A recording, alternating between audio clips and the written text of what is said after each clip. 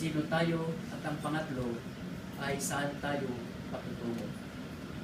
Kasi dito natin makikita mga kapatid na ang ating Panginoon, ang kanyang pinapaliwanag sa atin mula sa banal na kasulatan, pag tingnan natin kung saan tayo galing, according to the Bible, we are made in the image of God. Hindi po tayo naniniwala na ang tao ay galing sa mga unggoy. Kasi yun ang sinasabi ng evolution. Ay hindi ko alam sa inyo kung yun ang paniniwalaan ninyo na kayo ay galing sa unggoy. But the Bible is very plain na ang tao ay hinubog ng Panginoon mula sa alabok. At bagamat galing po tayo sa alabok, we are blessed na tayo ay tinatawag ng mga anak ng Diyos because we are made according to His image. Bagamat ang nature natin ay tayo ay mamamatay, we have a destiny to contest. At yun ang gusto kong ihatid sa umagang ito, the destiny that God would like us to have in the future. And after Adam and Eve had sinned in the Garden of Eden, doon nagkaroon ng tinatawag natin na breach of contract with humanity. Doon pumasok ang kamatayan na kung saan yun ang magiging karanasan ng bawat isa sa atin. So, sa aklat po ng Hope, chapter 14, verse 14, may magandang katanungan dito na gusto kong paggulay-gulayan natin sa umaga nito. If a man dies, will he live again? Kung mamatay ang tao, mayon ba siyang pag-asa na mabubuhay na maguli? Kasi, sabi ni Hope, mabuti pa ang kahoy. Pag pinutol natin ang kahoy, anong nangyayari sa kahoy pag pinutol natin? Nagkakaroon siya ng sanga. Nagkakaroon siya ng suhi. Pero ang tao, sabi niya, pag namatay, in this world, sabi nila, yun na ang katapusan. But for people who have faith in God, stepping stone lang po ang kamatayan sa lupang ito. It is just a break. Kasi, ang sinasabi ng Biblia, we are just pilgrims in this world. Hindi po talaga ito ang ating tahanan. Tayo ay, kung sinasabi mo pilgrims, ang Ilocano, sa ngaili. Mga bisita lang po tayo dito sa mundo. So, ibig sabihin, hindi talaga ito ang ating tahanan. But God has prepared a better place for us to occupy in the future. At yun ang ating destiny. Yun ang destination natin na dapat nating patubuhan. Sa aklat na Ecclesiastes chapter 3 verse 11, sabi dito, there is time for everything.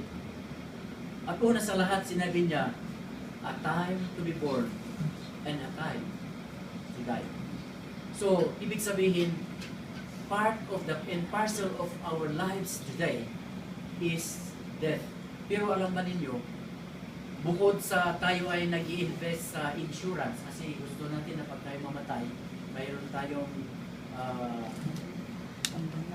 magiging inaasahan pagdating ng oras ng kagipitan.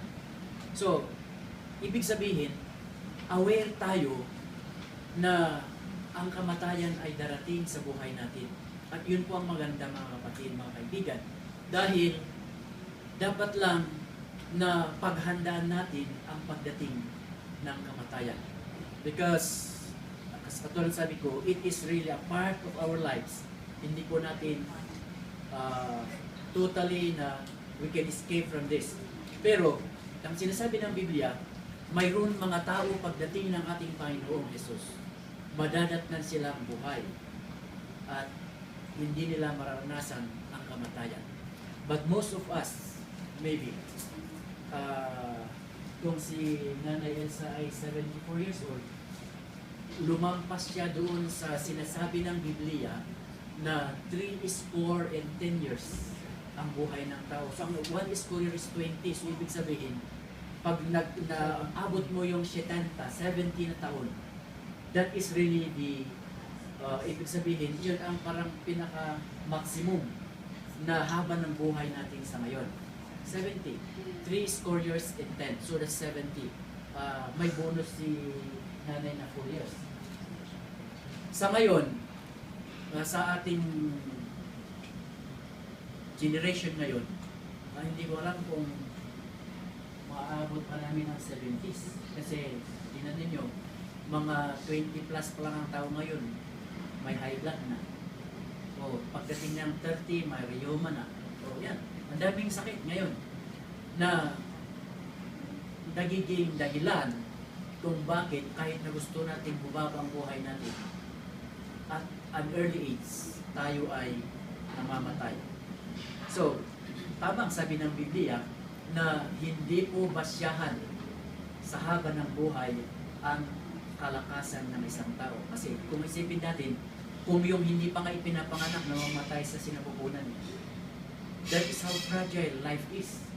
Hindi pa ipapanganak ng tao namamatay sa sinapupunan. How much more yung nandito na sa labas, dito sa ibabaw ng lupa. We are prone to many dangers sa buhay natin ito. So, sa Genesis chapter 5 verse 5, makikita natin dito na yung mga sinaunang tao noon ay malapit ng kanilang abutin ang 1,000 taon. Okay, sa chapter 5 verse 5, si Adan, bagamat sinabi ng Panginoon sa kanya, dahil ginawa mo yan, ikaw ay mamamatay. Alam niyo, inabot ni Adan ang 930 years bago siya namatay. Yung kanyang anak na si Seth, verse 8, inabot niya 912 years. Sa verse 14, ang apo niya na si Kainan, 840 years. Si Mahalalel, apo niya sa tuhod ko, 895. Si Jared ay 962. At si Enoch, ay ito ang pinakamapalad dahil 365 ang taon niya nung sabi ng Biblia, he was taken from God. Hindi siya namatay. Kundi hindi nila kung saan siya pumunta. And then, si verse 27, si Methuselah ay pinakamahaba ang buhay niya kasi 969 years ang kanyang inabot. But there are only 3 words after these long years of life for them. May 3 salita after the long years na sabi, then, he died. So, bagamat mahaba ang kanilang buhay, mga kapatid, finally, they came to rest. Kaya maraming tao ang parang sa kanila, sobrang kanilang buhay at mahirap. Maraming tao ang nagsasabi na gusto nilang lumawig ang kanilang buhay, pero may mga tao na mahahaba masyadong buhay, gusto nilang mamatay, pero hindi naman na mamatay. May baliktad kung minsan ang nangyayari sa mundo natin.